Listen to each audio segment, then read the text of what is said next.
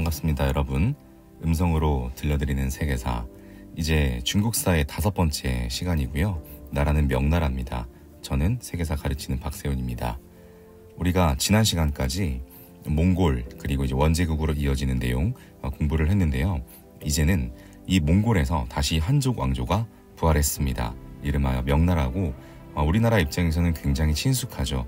조선이 사대했던 나라, 임진왜란 때 원군을 보내주었던 나라, 이렇게 많이 알려져 있습니다. 유명한 군주는요, 명태조 홍무제, 전성기의 영락제, 이런 군주들이 있습니다. 이후에 어려운 상황을 겪다가 결국에는 개혁도 있었지만 쇠퇴하고 멸망을 했습니다. 그리고 이제 사회경제사가 있는데요. 이 명나라 다음이 이제 청나라죠. 근데 이제 청나라와 명나라가 민족은 다르지만 굉장히 많은 점들을 공유하고 있어요. 그래서 보통 명청시기 사회경제 문화 이런 식으로 함께 보기도 한다는 점 알고 계시면 되겠습니다. 자, 그럼 명나라 건국과 발전 읽어드리도록 하겠습니다. 먼저 군주입니다. 홍무제, 명나라 태조고요. 주원장이라는 이름을 가지고 있습니다.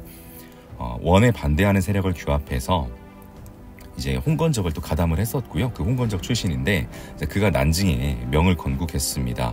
때는 14세기 후반이었습니다. 1368년이었고요. 난징이라는 도시, 다시 오랜만에 나왔네요. 한족 왕조가 부활이 되었습니다.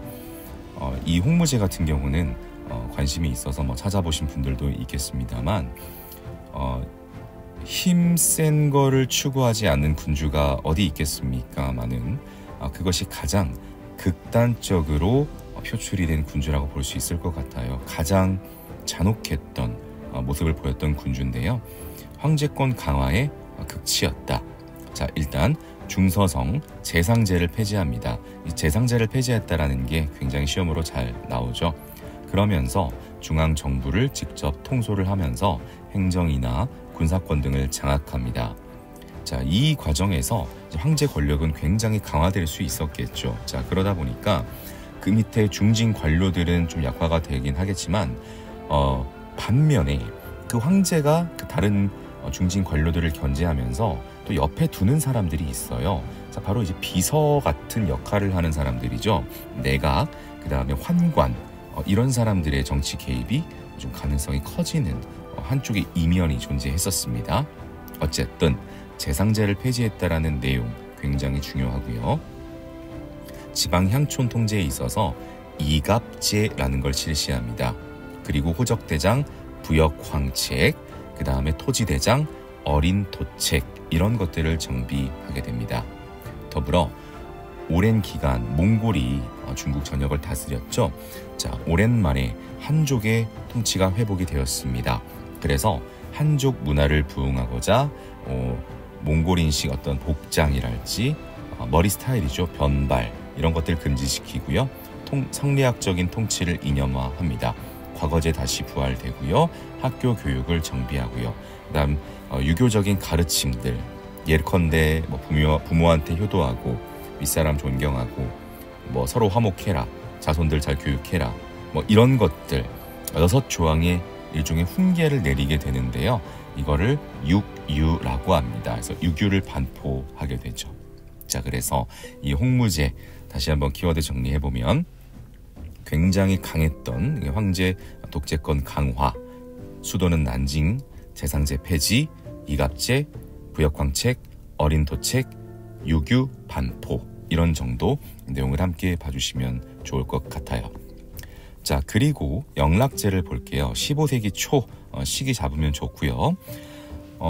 바로 2대 황제는 아닙니다. 사실은 그 사이에 건문제라는 자신으로부터는 이제 조카 사이가 되는 거죠. 조카가 되는 거죠. 자, 근데 황희를 찬탈하는 정변을 일으키고 황제에 올라온 사람이 영락제입니다. 이런 것들을 보면 조선의 군주 태종도 좀 생각이 나고 세조도 좀 생각이 나고 여하간 그런 특징을 가지고 있네요. 자, 그때 이제 수도가 옮겨지게 됩니다. 자, 영락제 제위의 좀 마지막 이제 말년 시기이긴 해요. 자, 그래서 베이징으로 수도를 옮기게 되는데 자신의 정치적 거점이었죠. 그래서 이제 베이징으로 수도를 옮기려면 베이징의 황제가 머무를 수 있는 곳이 필요하겠죠. 그게 오늘날까지도 많은 세계 사람들이 찾는 자금성이 되겠습니다. 청나라의 마지막 황제까지도 이 자금성에 있었죠. 자, 그래서 1420년대에 자금성 건설하고 베이징 천도하고 그래서 수도를 옮겼다. 굉장히 큰 거죠. 원래 난징에서 이제 베이징으로 온 거죠. 자, 그리고 대운하를 보수하기도 했었고 만리장성도 보수가 됩니다. 자, 더불어서 내각 대학사라는 거를 설치했다. 자, 앞에서 명태조 때 말씀드렸던 것처럼 재상제를 폐지했기 때문에 누군가는 이 황제를 보필해 줄 수 있는 그런 장치가 필요하단 말이야. 그래서 이제 내각이 설치가 되는 거죠. 이제 내각 대학사라는 중요한 직책이 만들어지는데 이들이 하는 게 황제에 대해서 자문 역할을 해주고 그러다 보니까 점차 또 하나의 재상처럼 이렇게 권한이 좀 강화되는 이런 모습을 보이기도 합니다. 명나라가 출제가 될 때 아주 잘 나오는 유명한 내각 대학사가 하나 있죠. 나중에 나오는 장거정이라는 사람도 그런 직책이었습니다. 자, 영락제 정복활동을 많이 나섰거든요. 몽골을 위쪽으로 많이 공격을 했고요. 그다음 밑으로는 또 왜구 문제가 항상 있기 때문에 왜구 토벌에도 나섰습니다. 자, 그리고 말레이 반도 쪽으로 가서 물라카라는 지역이 있는데 자, 그쪽을 또 이제 중국의 세력권으로 이렇게 편입 시도도 하고요. 그다음에 베트남을 점령한 적도 있습니다.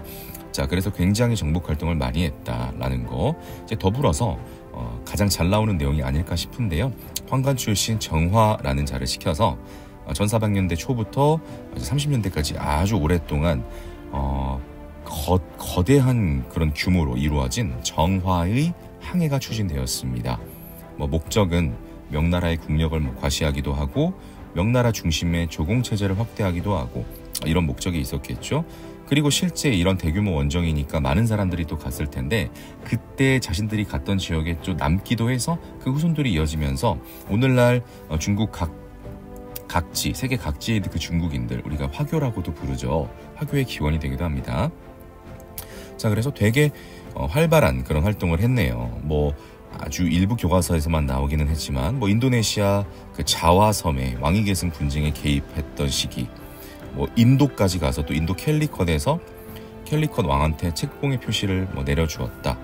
그 다음에 스리랑카 지역까지 가서 그 국왕 군대랑 싸워서 국왕을 중국으로 압송했다 등등 굉장히 좀 다방면으로 진출을 했고 중국의 정치적인 영향력을 이제 과시하고자 했었던 시기다. 이렇게 정리하면 되겠네요. 자, 더불어서 대규모 편찬 사업도 굉장히 활발했어요. 그래서 통치 이념을 강화를 시켰는데 예컨대 사서대전, 오경대전, 성리대전, 영락대전 이런 것들이 있었던 거죠. 자, 그래서 빠르게 영락제 하면 자금성, 베이징 천도, 내각 대학사, 몽골 공격, 정화의 항해 이런 것들 머릿속에 각인시켜 주시면 좋을 것 같습니다. 자, 그랬던 명도 전성기를 찍었기 때문에 그 이후에는 여러 가지 부작용과 함께 쇠퇴를 맞이하게 됩니다. 환관득세했고요. 특히 이민족 때문에 힘들었습니다. 북쪽은 몽골, 그리고 이제 동남해안에서는 왜구 문제가 심했는데 우리가 이것을 함께 일컬어서 북로, 남외 이렇게 일컫죠. 이 북로남해 때문에 상당히 힘들었습니다. 실제 어떤 군주 같은 경우는 생포가 된 적도 있고 그 다음에 베이징에 베이징이 포위를 당한 적도 있고 상당히 좀 곤란한 상황을 많이 겪었던 거죠. 자, 그러다 보니까 개혁이 다시 필요해진 겁니다. 마치 송나라 때 부국강병을 위해서 왕한석이 신법을 했던 것처럼 자, 명나라 신종 때 장거정이라는 개혁가가 나옵니다. 내각대학사 장거정의 개혁이 추진됩니다. 이게 16세기 후반인데요. 일단은 관리들을 금우평정을 엄격하게 하면서 관리 기강을 잡고요.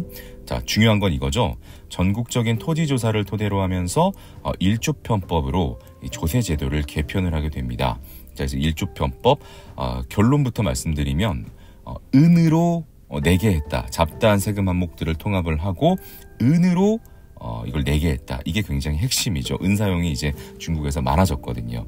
자, 그래서 장거정이 이렇게 개혁을 하는 당대에는 좀 괜찮았을지는 모르겠습니다만 그 장거정이 죽은 이후에는 여러 관료들이나 기존 신사층들이나 불만이 높아지면서 계속해서 어려운 상황으로 갑니다. 자, 그러다가 조선에서 임진왜란이 터졌죠. 자, 그때 명나라 군대가 조선에 가서 실제로 얼마나 치열하게 열심히 싸웠느냐 이런 건 둘째 문제고 실제 명나라의 재정이 타격을 입고 국력이 소모가 있었다. 이건 우리가 팩트로 보는 것이죠. 자, 그러면서 많이 어려워진 재정 상황이 됩니다. 그러면 또 악순환의 반복이죠. 세금으로 메꾸고 거기에 자연재해 기근 덮치고 이러다가 농민 봉기 거세게 일어나고 이렇게 됐던 겁니다. 자, 이때 농민 봉기로 명나라가 결국에는 무너지게 됐는데요. 이것이 바로 이자성의 난이 되는 겁니다. 때가 16세기가 아니라 이제 1630년대, 17세기 이제 전반이죠. 그래서 1644년, 이 1644년에 명나라가 이자성의 농민군에 의해서 결국에는 무너지게 됩니다. 자, 여기까지가 명나라의 정치사였습니다. 자, 그러면 그 다음은 이제 사회, 경제, 문화사인데 앞에 오프닝 때도 제가 말씀드렸던 것처럼 청나라와 굉장히 비슷한 부분들이 많아요. 예컨대 주요 지배층을 신사라고 한다. 그래서 명청 때 지배계층은 신사예요. 학교를 졸업한 사람, 그 다음에 과거를 통과해서 이제 관료, 관직을 이제 경험했던 사람들, 이런 사람들을 일컬어서 우리가 이제 신사라고 부르게 되는데요. 역할은 향촌 사회에서 치안을 유지한다거나, 민중을 교화한다거나, 각종 공공사업을 감독을 한다거나 이런 역할들을 가지고 있고, 그에 대한 특권이 굉장히 좋았죠. 요역을 면제받고요. 경범죄에 대해서는 면책특권까지 가지고 있으며 이런 특권들을 대대로 이렇게 죽을 때까지도 유지할 수도 있었다. 그래서 이제 이 신사층, 바로 명청때 지배계층 알아두시면 될 것 같고요. 서민들도 많이 향상이 됩니다. 농업이나 상업, 수공업 다 발달했고 서민층도 그런 경제력을 바탕으로 지위가 향승을 하면서 예를 들면은 높은 소장료 이런 것들에 대해서는 거부 운동도 하고, 그 직공들이 또 이 생존권 보장을 위해서 투쟁도 하고 이런 모습들도 보이기도 했었다라는 거죠. 경제적인 이야기 더 해보도록 할게요. 우리가 송나라까지 오면서 창장강 하류가 명실상부 최고의 경제적 중심지였습니다. 우리가 흔히 말하는 강남이라는 건데, 그 지역이 이제는 이제 공업 지역으로 발전을 하게 돼요. 수공업, 면직업, 견직업 이런 식으로 발전을 하게 됩니다. 자, 그러다 보니까 식량 생산에 있어서는 그 쌀 생산 중심지는 이 창장강 하류가 아니라 이제 중류, 그리고 청나라 거치면서 상류 이런 식으로 올라가게 돼요. 그래서 명청시대 때는 쌀 생산의 중심지가 기존 송나라 때까지의 하류가 아니라 창장강 중류, 상류 이렇게 이제 올라가게 됐다라는 거. 잘 나오는 것도 말씀드릴게요. 잘 나오는 게 뭘까요? 새로운 작물들이 들어옵니다. 우리 흔히 말하는 외래 작물들이죠. 대체로 우리 구황 작물들, 옥수수, 고구마, 감자 이런 것들, 그리고 땅콩이나 담배 이런 것들도 들어오게 됩니다. 은근히 진짜 많이 나오는 거니까 명청시대 거치면서 이런 작물들이 들어왔다 봐주시면 될 것 같고요. 상공업 아까 말씀드렸다시피 발전했습니다. 무역도 발달했고요. 그러다 보니까 이 대상인들이 성장하게 되는 거예요. 마치 재벌처럼. 자, 이 상인들도 명청시대 경제사로 곧잘 출제가 되는 키워드입니다. 대상인, 산시상인, 그다음 신한상인, 아주 잘 나오는 표현이고요. 이 상인들이 조합을 조직을 해서 공동의 이익을 또 이제 도모를 합니다. 그래서 이제 동향인 조합으로 회관이라고 부르는 거, 작은 동업 조합으로 공소라고 부르는 거, 이런 것들을 세워서 서로의 권익이 보호될 수 있도록 했다. 그래서 회관과 공소 아주 유명합니다. 무역 활발히 했어요. 중국의 가장 대표적인 무역 품목이 뭘까요? 차, 비단, 도자기 이런 것들이거든요. 이런 것들을 활발히 수출을 하면서 은으로 이런 것들을 이제 결제를 했기 때문에 은을 중국이 많이 이렇게 확보를 할 수 있게 되었습니다. 무역 상황에서 또 어떤 것들을 좀 보면 좋을 것 같냐면 바로 감합 무역이라는 게 있습니다. 감합이란 일종의 그 무역 증명서가 될 텐데요. 자, 이 감합을 가지고 일본과 공무역을 했었죠. 아주 유명한 사례입니다. 자, 그때 일본이 어떤 막부입니까? 무로마치 막부였다. 그래서 무로마치 막부하고 감합무역을 했다라는 거 굉장히 출제가 잘 되고 있습니다. 세금제도 볼게요. 1조 편법, 아까 장거정의 개혁 때 언급이 됐는데요. 여러 가지 세금 항목이 굉장히 잡다하게 많았어요. 근데 이제 그런 것들을 이제 토지세하고 그다음 사람한테 걷는 거, 인두세죠. 우리가 이걸 정세라고 하는데 그런 식으로 좀 단일화해서 이제 은으로 내게끔 했다. 이 은으로 내게 했다라는 거 굉장히 중요합니다. 자, 이번 클립의 마지막이네요. 문화 읽어드리겠습니다. 학문으로는 성리학은 여전히 중요한 통치 이념이 됩니다. 영락제 때 사서대전, 오경대전, 성리대전, 영락대전 등 활발한 편찬 사업이 있었고요. 그리고 이 성리학이 아무래도 이제 시간이 흐르다 보니까 좀 형식화되기도 하고 도구화되기도 합니다. 즉 과거 시험을 합격하기 위해서 좀 이렇게 이제 그런 수단으로 좀 됐다는 거죠. 자, 그런 것들을 비판하면서 이미 깨달음은 우리 마음속에 있다. 누구나 또 그 깨달음을 얻을 수 있다. 이런 좀 더 실천적이고 대중적인 측면이 강조가 되면서 양명학이라는 게 인기를 끌게 되죠. 그래서 양명학입니다. 왕수인, 그리고 그를 우리가 왕양명이라고도 부르죠. 마음이 곧 이다. 그래서 심증리. 그래서 인간은 본질적으로 평등하고 안과 실천을 일치시켜야 된다. 지행합일이죠. 이런 것들을 주장을 하면서 호응을 얻었습니다. 자, 더불어서 실용적인 학문, 이것도 되게 잘 나오거든요. 실학이 유행하게 됩니다. 자, 실용적인 부분, 예를 들면 약학, 산업기술, 농선인데요. 자, 여기에서 나오는 서적들이 출제가 잘 되니까 꼭 머릿속에 넣으셔야겠죠. 자, 이시진이 지은 약학서입니다. 본초 강목입니다. 본초 강목. 그 다음 송응성이 지은 산업기술서 천공계물이 있습니다. 천공계물. 서광계가 지은 농서입니다. 농업전서, 농정전서입니다. 농정전서. 이거 좀 봐주시면 될 것 같아요.